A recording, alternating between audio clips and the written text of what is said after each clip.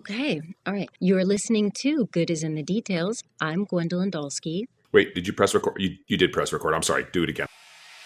Hello, Good is in the Details listeners. I had a completely different intro planned for this first episode, and I am at a bit of a loss for words. Los Angeles is in a state of emergency, suffering, and what I will do is I'm going to put on our Patreon and also our Instagram links for how you can help. I beg of you to not spread misinformation. Please check your sources before you put anything out. People are in a lot of pain, a lot of shock. I'm in an evacuation area. I'm okay, but because of the winds, we just don't know. So people are either in a state of worry and terror, or we are comforting those who have lost their homes. So I beg of you to, maybe keep the snide political comments to a minimum and focus on those who are suffering.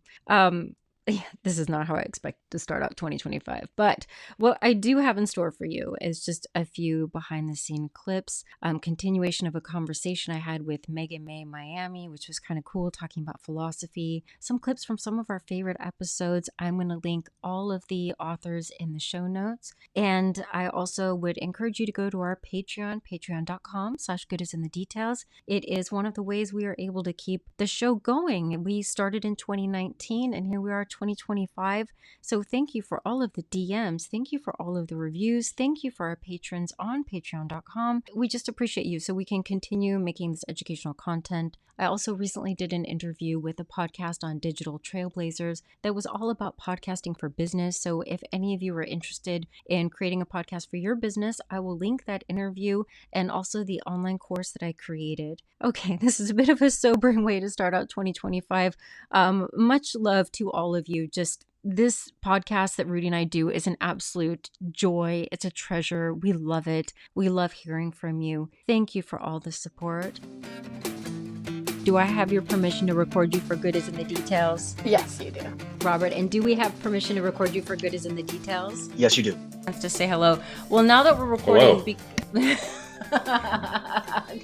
Good morning. So it's one thing for Matt to say, I'm going to dedicate my life to fighting crime, even though I sacrifice all future happiness and love in my life. That's his own choice, and we can argue whether that's a wise choice or not. But it's another thing for Daredevil to say, I'm going to save Bullseye's life, and even though I'm endangering countless people in the future that he may kill, I'm not going to let that cost bother me. And then that decision seems very selfish. I had exactly the same discussion in my Batman book. Yes. And Batman constantly refusing to kill the Joker, or his insistence on, again, just like Daredevil, Batman has had several cases where he had to save the Joker. Say he's fighting the Joker accidentally fell off a cliff, and Batman saves him. You can argue he's not morally required to do that unless he pushed him over the cliff. But, if he's just fighting him and he falls over the cliff by accident, Batman could just hold back for a couple seconds and let the inevitable happen. But the fact that both of these heroes value their personal principle of not killing and not even allowing people to die when they can prevent it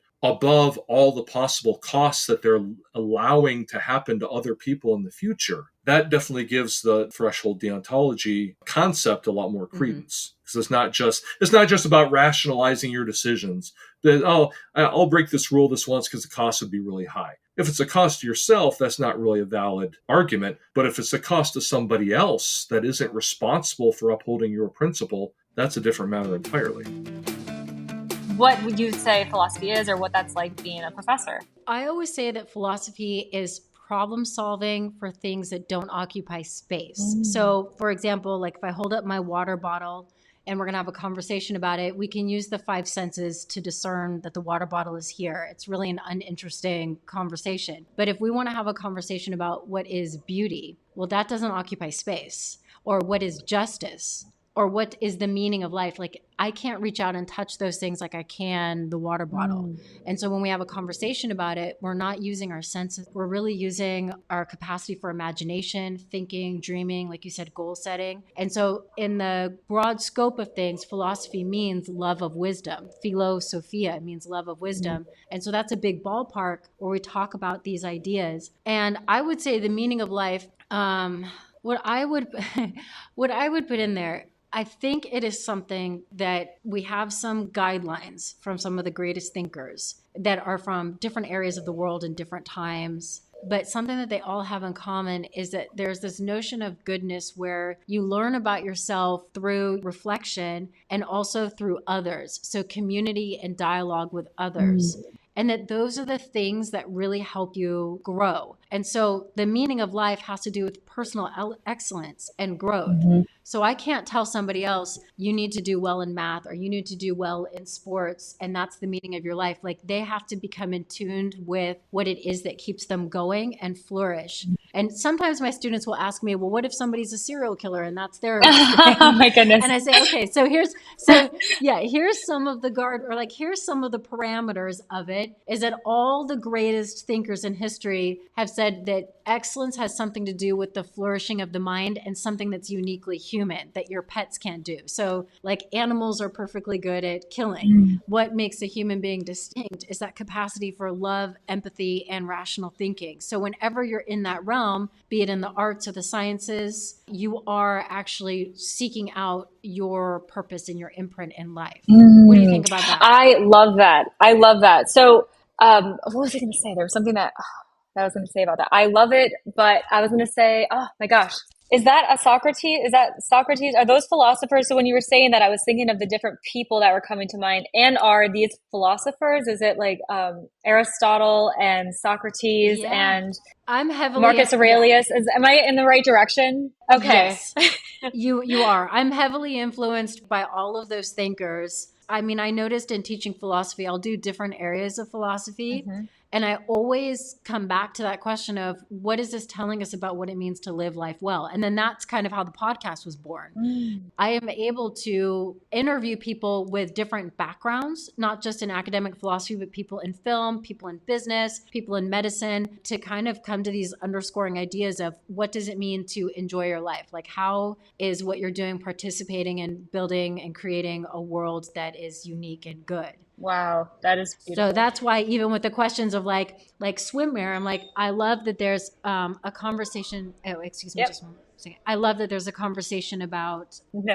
Even about, like, when you say from your own personal experience of the way you viewed your body and how that informs the sensitivity and the beauty in which you have your business for swimwear. I think that that's fantastic. Like, I'm in a way glad that you're coming from that point of view, instead of, a lot of the history of fashion has to do with what men think is good for women to look like. And so it's great to have more women entering the field and being very sensitive and aware of, there's a different way that women perceive their bodies versus the way men perceive their bodies. Exactly. And I want people, when they see the brand and learn about the brand, is it's more than just a 2D image that you'd see on Instagram. It's more than just fabric.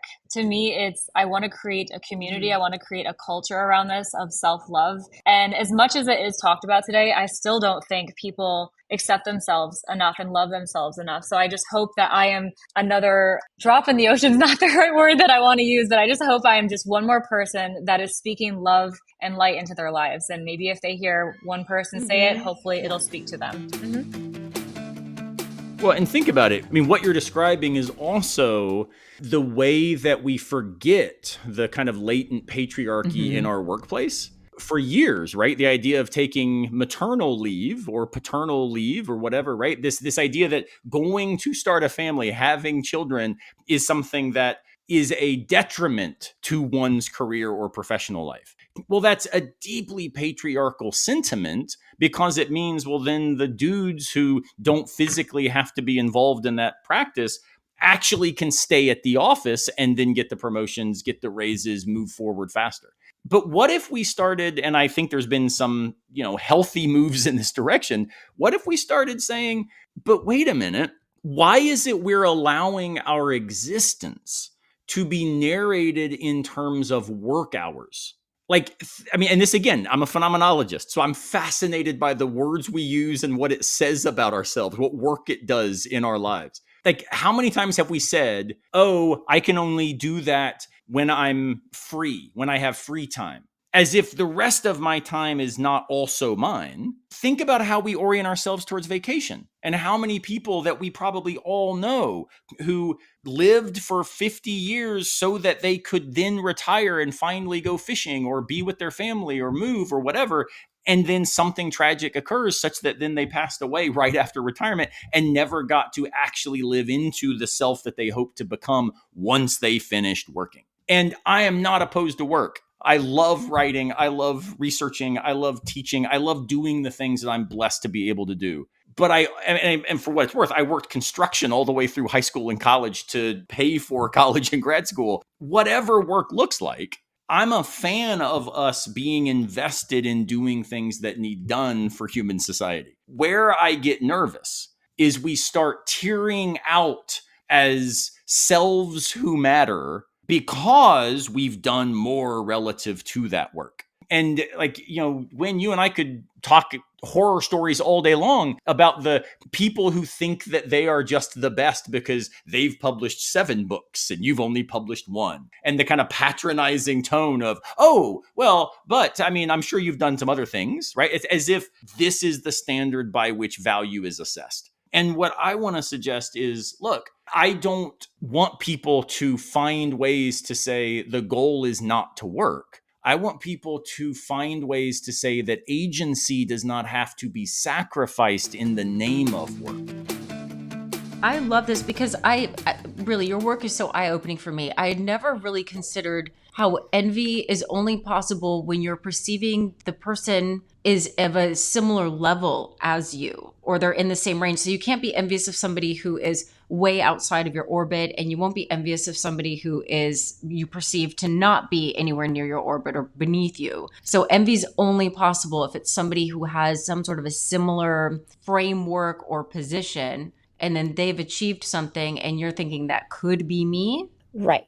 And I mean, this similarity, first of all, it's a perceived similarity, right? It's in the eye of the beholder. So it's possible that, that I'm shooting too high in considering someone in my same comparison class. This kind of actually happens systematically. Upward comparison often is systematically a little too high because we tend to think of ourselves as a little better than we actually are. So an external observer, so imagine that I'm envious of my colleague who has achieved a lot in my field, and I'm envious because I think, that could be me. Or that should be me in more malicious situations. But then I talk to someone else who's in the same field, and maybe they don't tell me, but they think, actually this person is so much better than you. Of course they got those accolades and achievements, but what matters is that it's in my eyes, right? And so that's how sometimes we can envy people who are, for instance, celebrities or movie stars or whatever, or maybe we envy the rich, and there is a question of can you envy someone who's much richer than you? That seems to be a counterexample to this idea that envy can only be felt towards similar others. But actually, once you kind of dig deeper in the perception that the agent has of the situation, you realize that they're seeing the other person as similar to them in some relevant respects. That's how you can account for situations in which it doesn't seem from an external perspective that there is a lot of similarity, but in fact, in the eye of the person who feels envy, there is.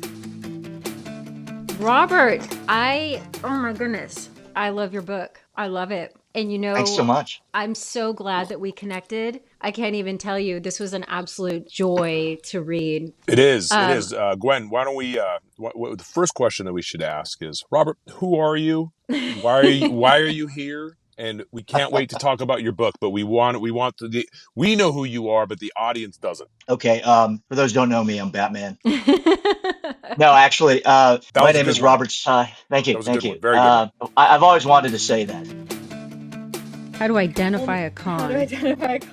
Now there's so many online and internet cons that I am not an expert in, so I feel like probably you're most at risk of clicking on the wrong link or answering the wrong email, and I don't know how to stop that. But identifying a con, look out for that "it's too good to be true" feeling, and try to be self-aware about things you want so badly, because that is where we get vulnerable. If we really want Marie Antoinette to be our best friend, that is our vulnerability. And so if suddenly she's becoming our best friend, that's a moment to be skeptical. Thank you for listening, and remember, you can go to our show notes. I have links for everything for all of the authors, and of course you can go back through the episode for our library list to hear more from 2024 before we get ready for 2025. We'd also like to thank our sponsor for this episode, AvonmoreInc.com. It's that small bridge business that started in the 90s and became an international sensation amongst bridge players. If you play bridge or if you know anyone who plays bridge, this is the perfect gift. Go to AvonmoreInc.com and let them know Good is in the Details sent you. Okay, stay safe, everyone. Bye. Okay, I'm going to go ahead and hit stop.